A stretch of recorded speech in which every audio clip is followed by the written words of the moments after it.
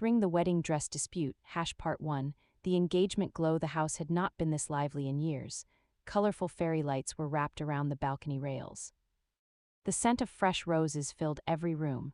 Laughter echoed from the kitchen where relatives gathered, discussing menus, jewelry, and endless wedding details. Sara stood in front of her mirror, adjusting the simple engagement ring on her finger. It sparkled gently under the warm yellow light. She still couldn't believe she was getting married. Ali had proposed only 2 weeks ago in the presence of both families. It wasn't dramatic or cinematic, it was simple, honest, real. "I promise to always choose you," he had said softly. That sentence had stayed in her heart ever since. But tonight, while everyone celebrated downstairs, Sara felt something strange, a small knot of anxiety. A wedding wasn't just about love. It was about families, and families were complicated. Mehak silenced Sara. "Guests are asking for you," their mother called from downstairs. Coming Amy, as she stepped out of her room, she noticed Mehak sitting at the end of the hallway, scrolling on her phone. "You're not ready?" Sara asked gently. Mehak shrugged. "I'll come." Something in her voice felt distant. Mehak was younger by 3 years, beautiful, confident, independent, but tonight her smile seemed forced. "You okay?" Sara asked. "Of course," Mehak replied quickly. "It's your big day, remember?" Sara smiled, but her heart felt uneasy. Mehak had always been her closest friend. Why did she feel like she was losing her? A mother's dream. Downstairs, their mother, Mrs. Rahman, was glowing with pride. "My daughter's wedding will be unforgettable," she declared proudly to an aunt. "Everything will be traditional, elegant, just like our culture." Sara hugged her mother from behind. "Amy, don't stress too much." Mrs. Rahman turned, cupping Sara's face. "This is every mother's dream. I have waited for this day." Sara saw tears in her mother's eyes. That night, after guests left and silence settled into the house, Mrs. Rahman opened an old wooden trunk in her room. Inside were fabrics carefully wrapped in white sheets, heavy red silk, golden embroidery, hand-stitched patterns. "This," she whispered, touching the cloth gently, "will be Sara's wedding dress design. She had been planning this for years." Part 2. The first spark. The next afternoon, Mrs.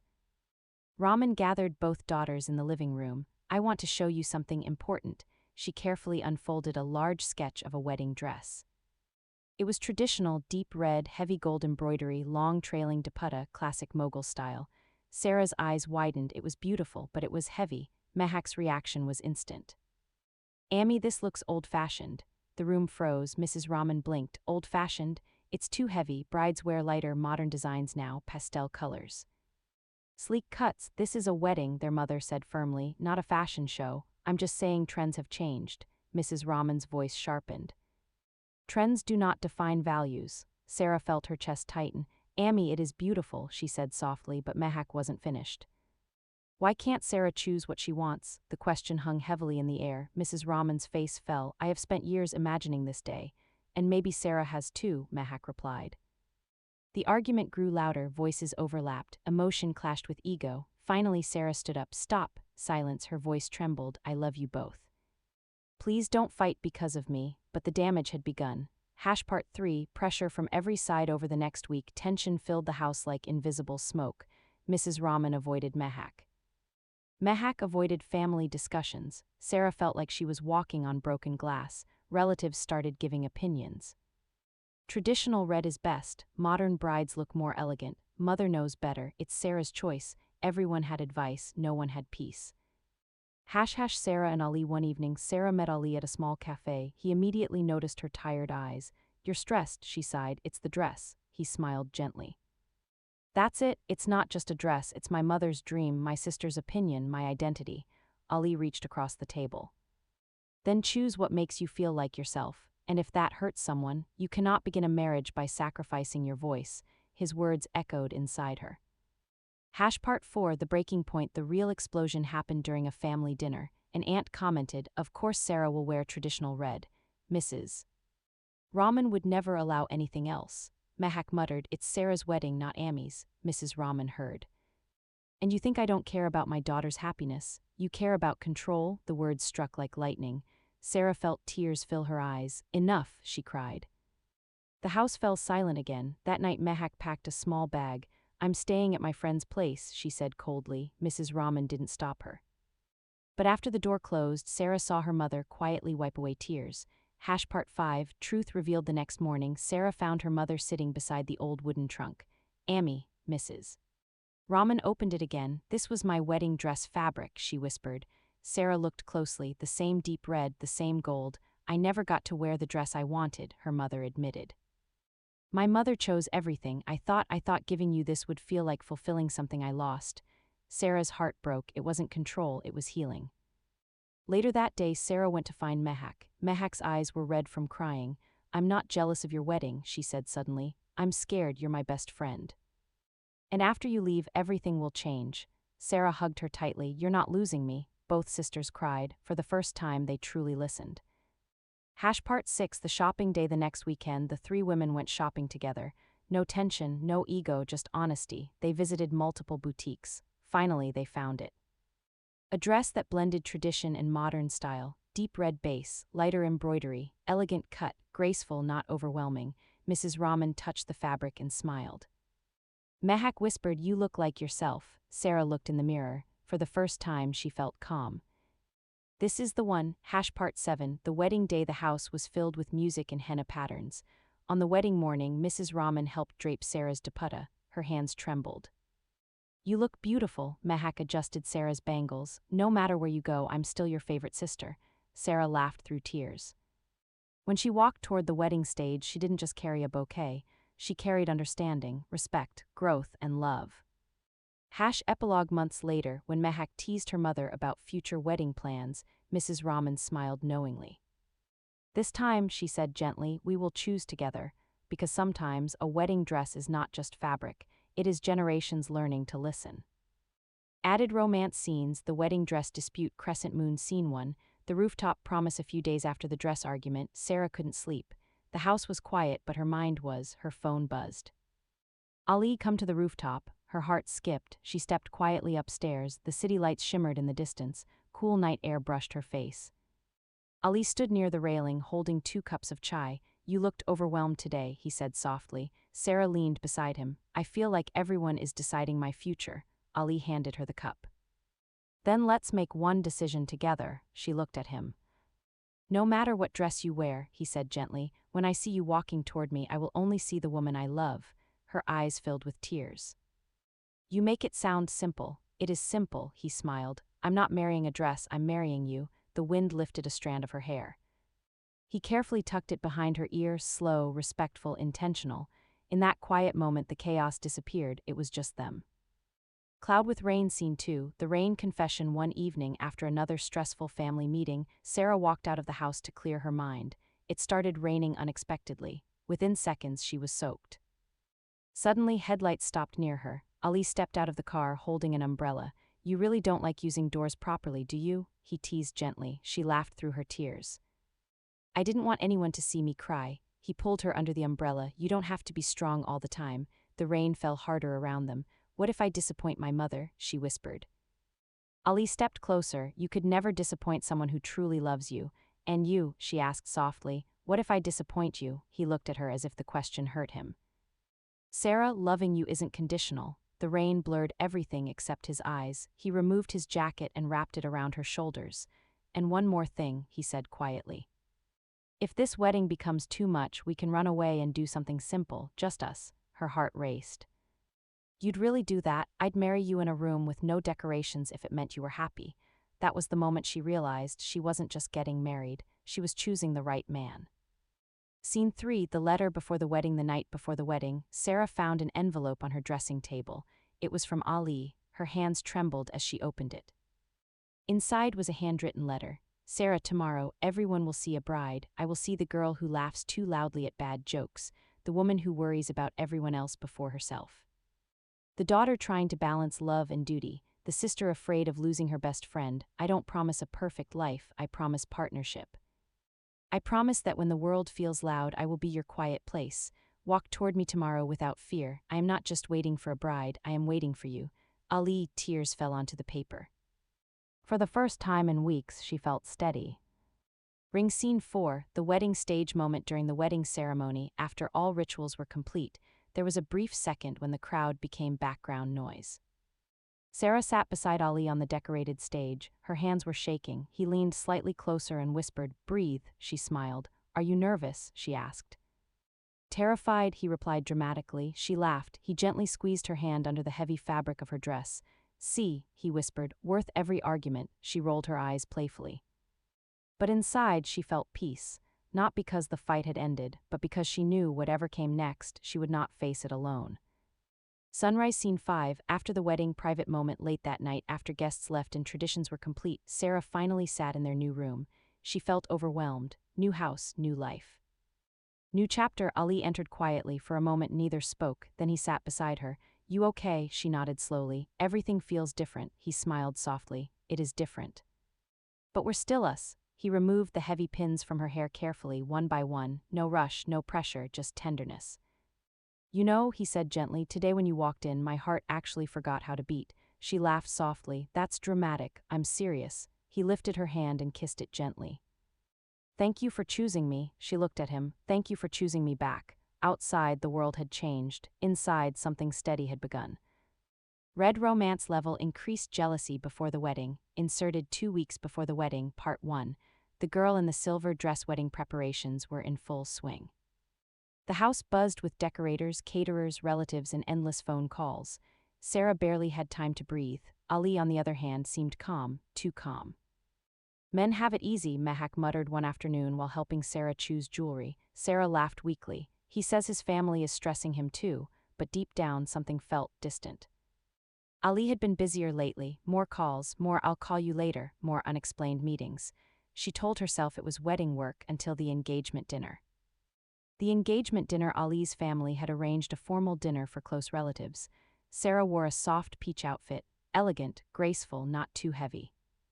When she entered the hall, she saw Ali talking to a woman she had never seen before. The woman wore a silver dress, confident posture, long straight hair, laughing freely. Ali was smiling.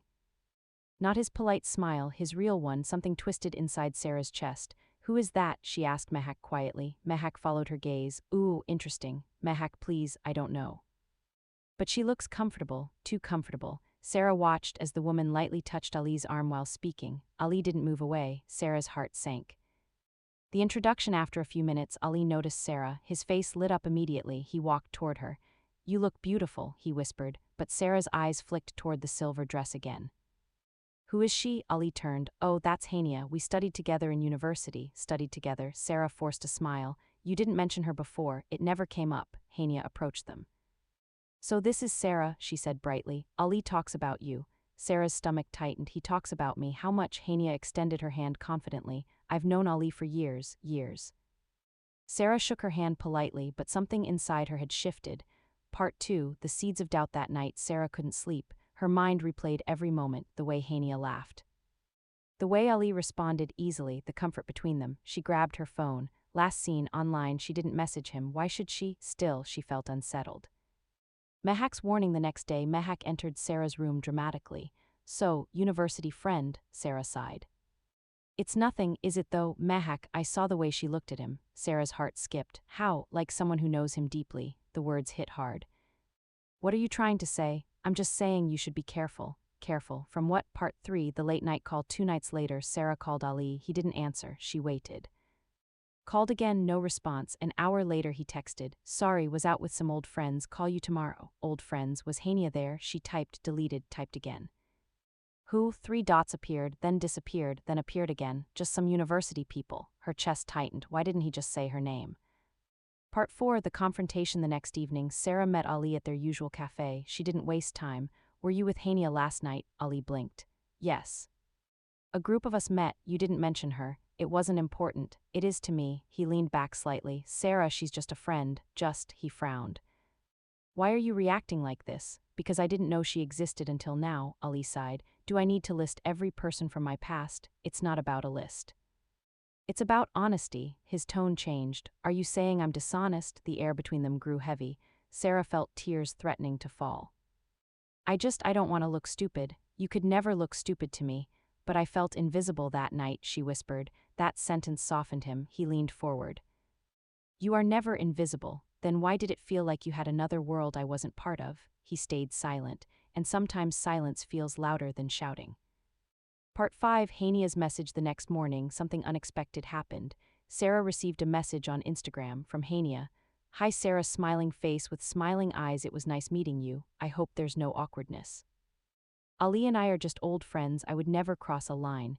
Sara stared at the message. Why would she send that, unless she sensed something? Her heart pounded. Was this reassurance? Or a warning? Part 6. The breaking point. That evening, Sara saw something that shattered her calm completely. She was scrolling absent-mindedly when she saw a tagged photo. Hania had posted a throwback picture. Ali, Hania, University Festival, standing close, smiling brightly. Caption: Some friendships survive time. Red heart. Her hands trembled. The comments were worse. You two were perfect together. Still chemistry. Fire. Her breathing became uneven. Was she overthinking or ignoring something obvious? Part 7. Emotional explosion. Sara called Ali immediately. Why is she posting pictures like that? Ali sounded tired.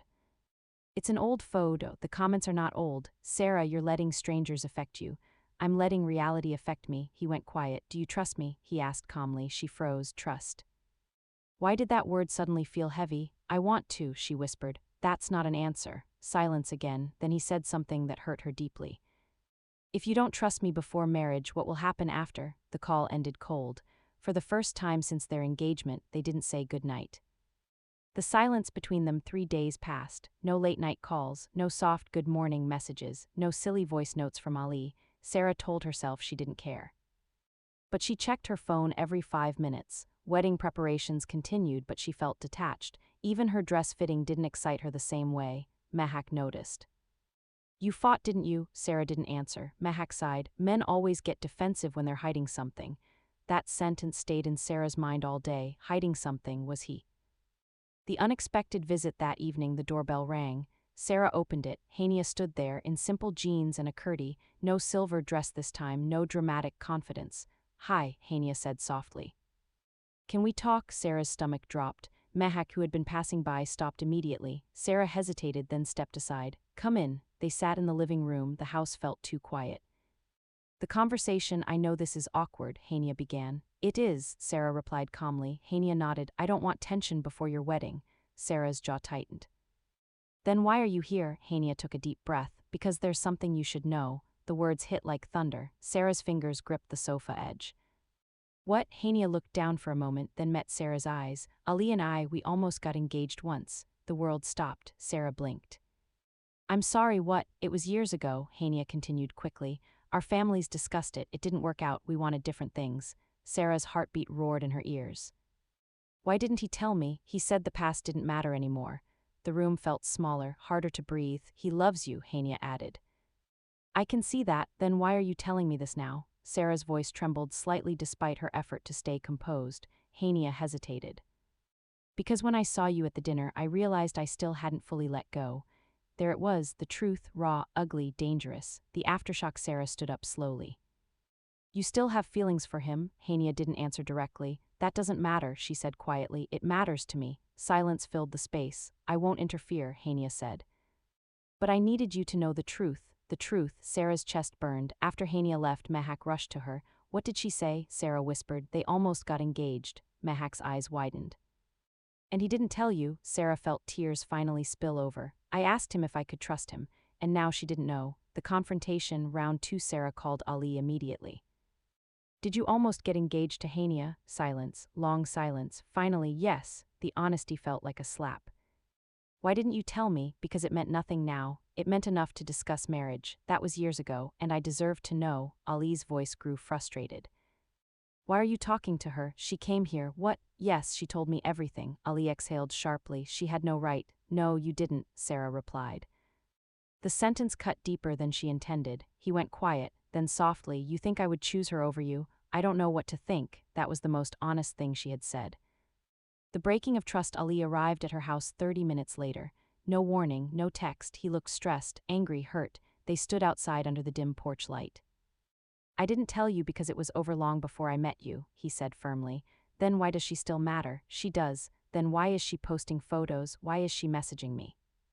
Why is she coming here? Ali ran his hand through his hair in frustration. I can't control what she does, but you can control what you tell me. Silence again, this time heavier.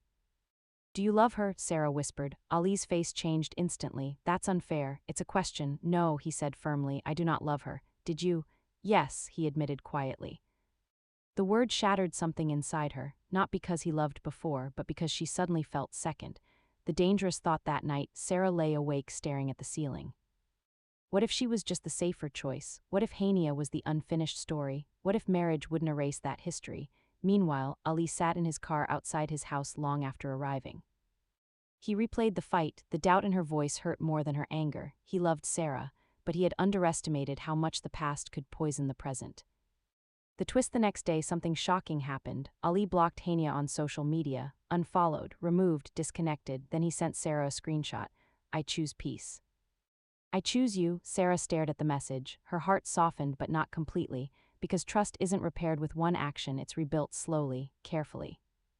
But the drama isn't over. Eyes later that evening, Mehak came running into Sara's room. "You need to see this." She showed her phone, a new story from Hania, black background, white text. "Sometimes love isn't about winning, it's about letting go of what was almost yours." No names, but the timing too perfect. Sara felt her stomach drop again. Was this over or just beginning?